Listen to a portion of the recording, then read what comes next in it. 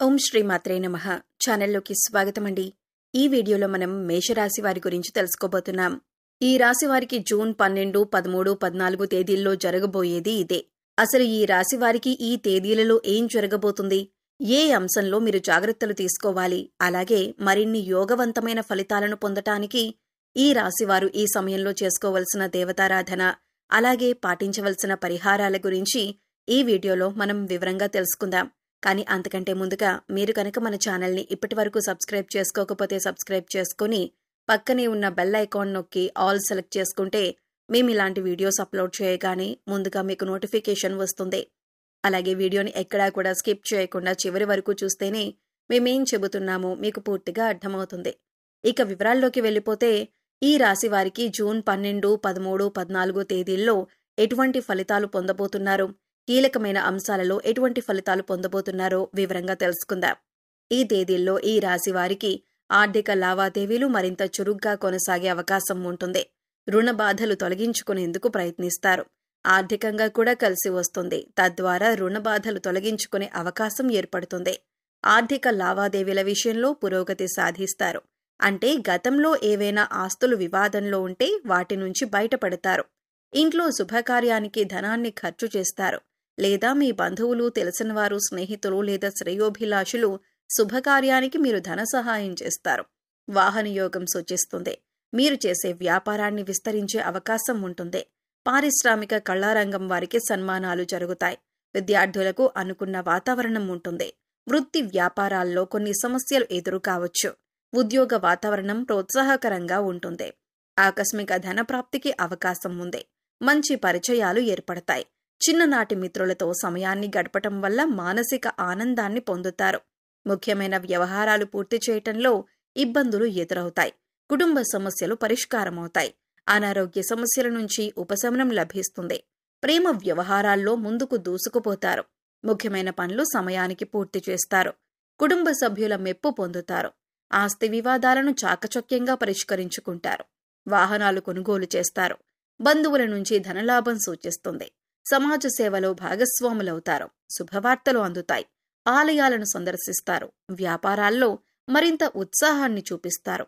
ఉద్యోగ విధుల్లో ప్రశంసలు పొందుతారు. రాజకీయ వర్గంలో ఉన్నవారికి ఆశించిన పదవులు రావచ్చు. ఆర్థికంగా చాలా ఉపయోగకరంగా ఉంటుంది. ఎందుకంటే మీరు ఊహించని మూలాల నుంచి డబ్బు పొందుతారు. మీరు వాహనం లేదా ఆస్తి లేదా కొన్ని గృహోపకరణాలను కూడా కొనుగోలు చేయవచ్చు. ఆస్తి లేదా షేర్లలో పెట్టుబడి పెట్టడానికి కూడా బాగుంటుంది. మీరు కుటుంబ సభ్యులతో ఎంతో ఎక్కువ సమయం గడపొచ్చు. కొంతమంది కొత్త స్నేహితులు లేదా సంబంధాలను కలిగి ఉంటారు. మీ తల్లికి మంచి ఆరోగ్యం ఉంటుంది. మంచి సత్సంబంధాలను కలిగి ఉంటారు. వ్యాపారాలు పెరుగుదలకు ఉన్నందున విజయవంతమై ఉంటుంది. కొత్తగా ఉద్యోగం కోసం ప్రయత్నిస్తున్న వారు కమ్యూనికేట్ చేస్తారు. జాగ్రత్తగా ఉండాలి. ఎందుకంటే మీరు కమ్యూనికేషన్స్ లేదా ముఖ్యమైన పేపర్లతో కొంత సమస్యలు ఎదుర్కొంటారు. మీరు ఉన్నతాధికారులతో మాట్లాడేటప్పుడు చాలా జాగ్రత్తగా మాట్లాడాలి. ఎందుకంటే కమ్యూనికేషన్లో ఇబ్బందులు ఎదుర్కొనే అవకాశం ఉంటుంది. మీరు చెప్పాలనుకున్న విషయాన్ని జాగ్రత్తగా ఎదుటివారికి అర్థమయ్యేలా వివరించి చెప్పటం మంచిది.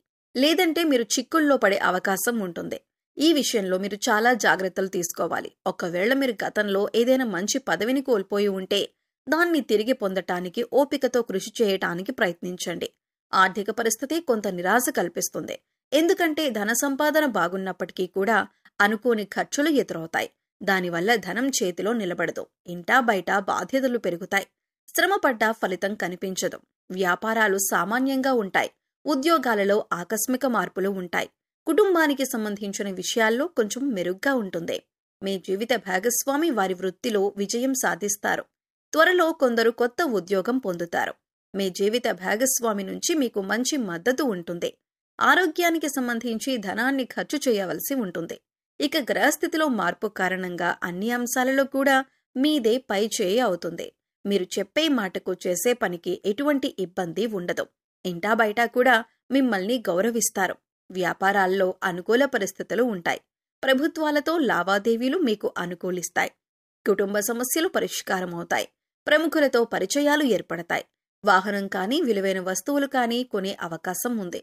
ఎవరితో ఆర్థిక లావాదేవీలు పెట్టుకోవద్దు. వాగ్దానాలు చేయటం, హామీలుండటం కూడా మీకీ సమయంలో అంత మంచిది కాదు. ఈ విషయాన్ని ముఖ్యంగా ఈ రాశివారు గమనించాలి.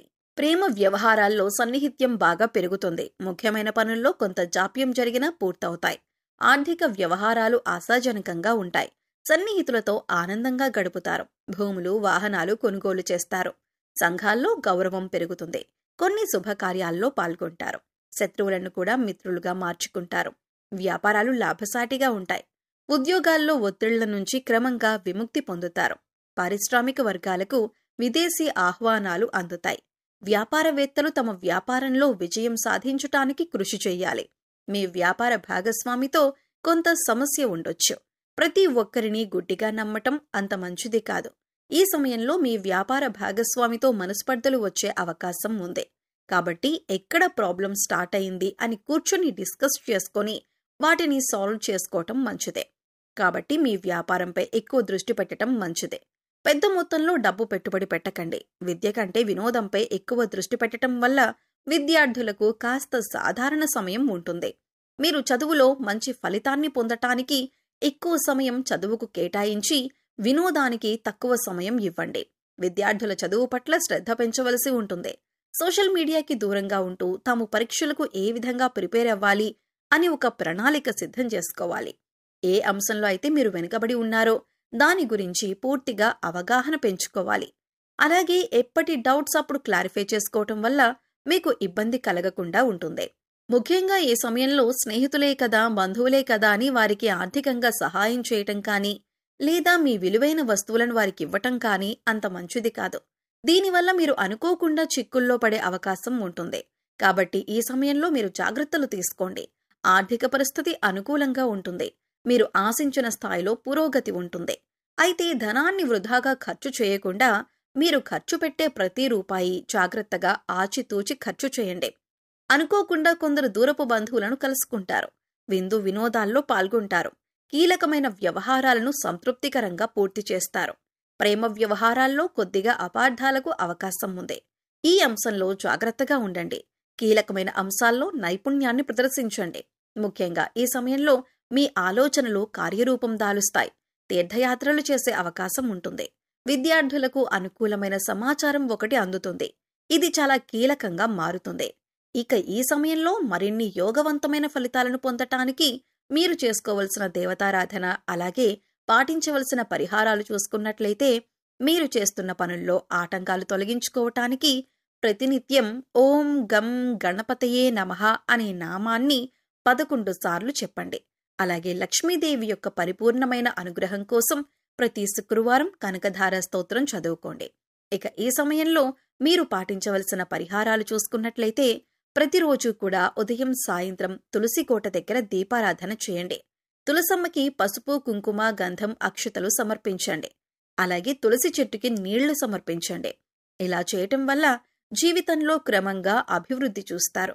గోసేవ చేయటం వల్ల ఉత్తమమైనటువంటి ఫలితాలను పొందుతారు. లేని వారికి ఆర్థికంగా కానీ లేదా మీకు ఉన్నంతలో ఏదో ఒక రూపంలో దానం చేయండి. ఇటువంటి పరిహారాలు మిమ్మల్ని కష్టాల నుంచి బయటపడేస్తాయి. అలాగే మీ ఇష్టదైవ నామస్మరణ నిరంతరం చేసుకుంటూ ఉండండి. నిత్యం ఇంట్లో దీపారాధన చేయటం అలవాటు చేసుకోండి. ఇలా చేయటం వల్ల క్రమంగా మీరు అనేక రకాల కష్టాల నుండి, ఇబ్బందుల నుండి బయటపడతారు. సో చూశారు కదండి, మేషరాశివారు జూన్ 12, 13, 14 తేదీల్లో ఎటువంటి ఫలితాలు పొందబోతున్నారు, ఏ అంశంలో వీరు జాగ్రత్తలు తీసుకోవాలి, ఎటువంటి కీలకమైన నిర్ణయాలు తీసుకోబోతున్నారు అనే అంశాలతో పాటుగా ఈ సమయంలో మీరు చేసుకోవలసిన దేవతారాధన, అలాగే పాటించవలసిన పరిహారాల గురించి ఈ వీడియోలో మనం వివరంగా తెలుసుకున్నాం కదా. ఈ వీడియో మీకు నచ్చినట్లయితే లైక్ చేయండి. మీ ఫ్రెండ్స్ అండ్ ఫ్యామిలీ మెంబర్స్లో మేషరాశి వారు ఉంటే వారితో ఈ వీడియోని షేర్ చేసుకోండి. అలాగే ఇప్పటి వరకు మన ఛానల్ని కనుక సబ్స్క్రైబ్ చేసుకోకపోతే సబ్స్క్రైబ్ చేసుకొని పక్కనే ఉన్న బెల్ ఐకాన్ నొక్కి ఆల్ సెలెక్ట్ చేసుకుంటే మేము ఇలాంటి వీడియోస్ అప్లోడ్ చేయగానే ముందుగా మీకు నోటిఫికేషన్ వస్తుంది. మేం పెట్టే ప్రతి వీడియో కూడా మీరు ముందుగా చూడగలుగుతారు. మరో చక్కటి వీడియోతో మళ్ళీ కలుద్దామండి. ఓం శ్రీ మాత్రే నమః.